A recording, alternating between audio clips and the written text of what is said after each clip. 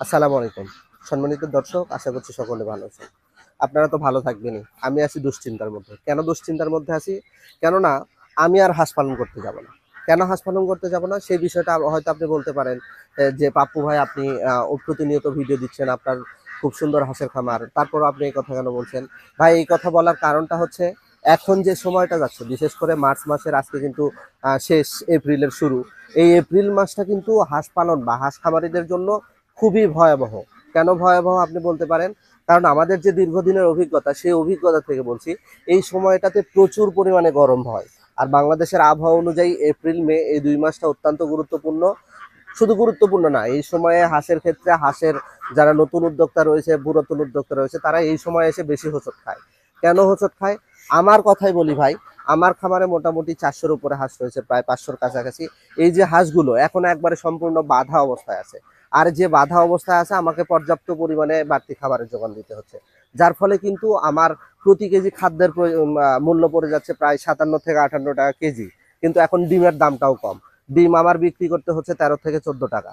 এই টাকা দিয়ে কিন্তু আমার শেষ পর্যন্ত দেখা যাচ্ছে হাঁসের ডিমের পার্সেন্টেজও কমে যাচ্ছে। এবং এখন কিন্তু গরমের সময়, অর্থাৎ প্রচন্ড গরমের কারণে হাঁসগুলোর ইমিউন সিস্টেম কমে যাচ্ছে, যার ফলে হাঁস রোগাক্রান্ত হচ্ছে। বিভিন্ন হাঁসের সমস্যা দেখা দিচ্ছে, যার ফলে আমি কিন্তু লসের সম্মুখীন হচ্ছেন। সেই রাগের কারণে আমি আপনাদের প্রথমেই বললাম, আমি আর হাঁসের খামার করব না।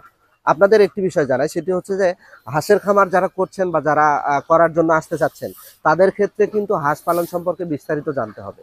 হাঁসের রোগবালাই সম্পর্কে জানতে হবে, হাঁসের খরচ সম্পর্কে জানতে হবে, হাঁসের পর্যাপ্ত বিষয়গুলো জানতে হবে। আমার ২-১টি বিষয় আপনাদের বলি, সেটি হচ্ছে প্রথমত বিষয়, আমার প্রতিদিন হাঁসকে গড়ে আমার যে ৫০০ হাঁস রয়েছে, ৫০০ হাঁসের ক্ষেত্রে আমাকে আ প্রায় ৪,২০০ টাকার মতো প্রতিদিন খাবারের প্রয়োজন পড়ছে, বা একটু কম হবে, ৩,০০০ বা সামথিং, ৩,০০০, ৪,০০০-এর মতোই খাবারের দাম পড়ছে। এই যে এত টাকা আমি যে খাবার খাওয়াচ্ছি, কিন্তু অনেক সময় দেখা যাচ্ছে আজকে আমার ডিম দিয়েছে প্রায় মনে হয় ২৫০ টার মতো, বা একটু কম, ২০০, ধরেন ২৫০ই ধরি। ২৫০ হইলে আমার ১৪ টাকা করে বিক্রি করলে প্রায় হচ্ছে ১৪ দুগুণ ২৮, আর হচ্ছে ১২, ২৮, ৩০, ৪,০০০ টাকা। আমার ৪২০০ টাকা বা ৪৩০০ টাকা আমার খরচ হচ্ছে। এটা শুধু খাদ্য খরচ। আমার বাসস্থান আছে, আমার লোক আছে, আমরা নিজে খাচ্ছি।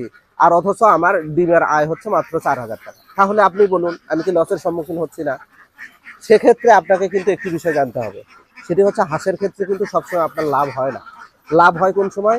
কিছু কিছু সময় আপনার পর্যাপ্ত পরিমাণে লাভ হয়। এই ৪০০ হাঁস থেকে বা ৪৫০ হাঁস থেকে আমি এমনও সময় গিয়েছে যে সময় মাসে ১.৫ লাখ টাকা পর্যন্ত ইনকাম করেছি এই হাঁস থেকে। কোন সময়? শীতের সময়, অর্থাৎ অক্টোবর, নভেম্বর, ডিসেম্বর, জানুয়ারি, ফেব্রুয়ারি এই মাসগুলোতে আমি পর্যাপ্ত পরিমাণে আয় করেছি। কারণ আমি বাহিরে পর্যাপ্ত পরিমাণে বাড়তি খাবার পেয়েছি, যার ফলে আমার হাঁসের ক্ষেত্রে লাভের সম্মুখীন হয়েছে। আশা করব আজকের এই ভিডিও থেকে আপনি কিছু তথ্য পেয়েছেন। নতুন খামারি যারা আসতে চাচ্ছেন, তারা কিন্তু অবশ্যই চেষ্টা করবেন, যারা ভালো উদ্যোক্তা বা যারা সফল উদ্যোক্তা, তাদের কাছ থেকে ভালো জ্ঞান অর্জন করতে, তারপরে খামারি হিসেবে খামারে আসতে। আজকে পর্যন্তই। ভালো থাকবেন, সুস্থ থাকবেন। ধন্যবাদ সকলকে। আসসালামু আলাইকুম।